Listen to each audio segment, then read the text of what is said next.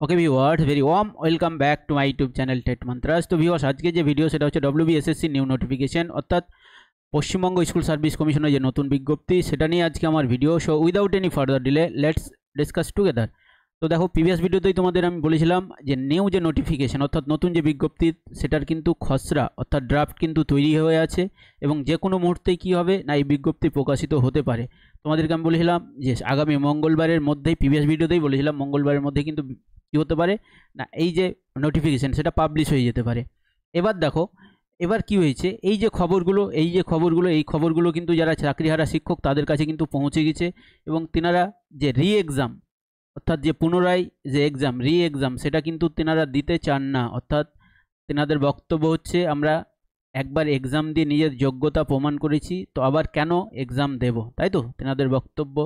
এবার তোমরা জানো যে সুপ্রিম কোর্টের রায় অনুযায়ী যে প্যানেল সেটা বাতিল হয়ে গেছে এবং সুপ্রিম কোর্টের রায় অনুযায়ী 31 মের মধ্যে কি করতে হবে না নতুন নোটিফিকেশন সেটা এসএসসিকে পাবলিশ করতে হবে।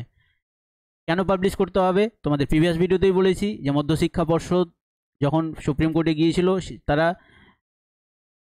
যে চাকরিহারা শিক্ষক তিনাদের যে এক্সটেনশন চেয়েছিল সেটা কিন্তু সুপ্রিম কোর্ট মেনে নিয়েছিল এবং 31 ডিসেম্বর পর্যন্ত কি হয়েছে না যারা আনটেন্টেড তাদেরকে কি করা হয়েছে, তাদের চাকরি বহাল রাখা হয়েছে।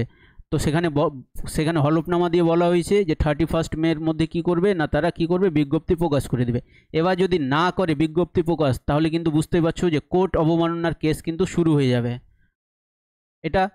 এবার কোর্ট অবমাননার এবার যদি তারা হলফনামা না মানে তাহলে তোমরা জানো যে যারা আনটেন্টেড তাদেরও কিন্তু চাকরি কী হয়ে যাবে, বাতিল হয়ে যাবে। এবার উল্টো দিকে দেখো, এবার যদি বিজ্ঞপ্তি প্রকাশ, এখন তো বিজ্ঞপ্তি প্রকাশ হবে শুনেছে বলেই এত প্রোটেস্ট হয়ে গেলে তাহলে কি হবে না আরও হয়তো জোরালো প্রোটেস্ট হতে পারে। সেই জন্য কী হয়েছে না সরকার একটা কি হচ্ছে না ডাইলেমাতে পড়ে গেছে। ডাইলেমাতে বুঝতেই পারছো যে unable to decide what to do, মানে কী করবে সরকার এখন নিজেই বুঝতে পারছে না কী করবে কোন দিকে। তোমরা তো বুঝতেই পারছো, তোমরা পড়েছো আশা করি যে হিঞ্চের ডাইলেমা তোমরা পড়েছো। তো সেই ডাইলেমাতে এখন সরকার পড়ে আছে যে কী করবে, বিজ্ঞপ্তি প্রকাশ করে দেবে না প্রোটেস্টের জন্য কি করবে না ডিলে করবে। তো বেশি ডিলে তো করা যাবে না, তোমরা দেখতে পাচ্ছ 31 মে হচ্ছে ডেডলাইন, তার মধ্যেই কিন্তু কি করতে হবে না নোটিফিকেশন পাবলিশ করতে হবে। তো এবার দেখো, যেহেতু এই যে বিকাশ ভবনের সামনে জানো তোমরা খুব জোরালো প্রোটেস্ট চলছে, খবর থেকে তোমরা অনেক খবর পেয়েই গেছো, ঠিক আছে। অনেক শিক্ষক এবং শিক্ষাকর্মী কী হয়েছেন না আহত হয়েছেন, অনেক পুলিশ কর্মীও আহত হয়েছেন, সব খবরই তোমরা দেখতে পাচ্ছ এবং বুঝতে পারছো।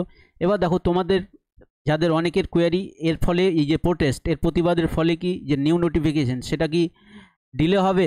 তো তোমাদের আমি বলে দিই যে 31 মে হচ্ছে ডেডলাইন যেহেতু আছে, এটা হচ্ছে তোমার লাস্ট তারিখ, তার আগে আগে কি করতে হবে না যে নতুন বিজ্ঞপ্তি সেটা প্রকাশ করতে হবে। এবার দেখো, আমি তোমাদের বলি যে এই যে প্রোটেস্ট, এই প্রোটেস্টের কারণে হয়তো কিছু দিনের জন্য হয়তো কি হতে পারে না ডিলে হতে পারে, বিলম্বিত হতে পারে, কিন্তু যে নতুন বিজ্ঞপ্তি সেটা কিন্তু আসবেই আসবে, ঠিক আছে।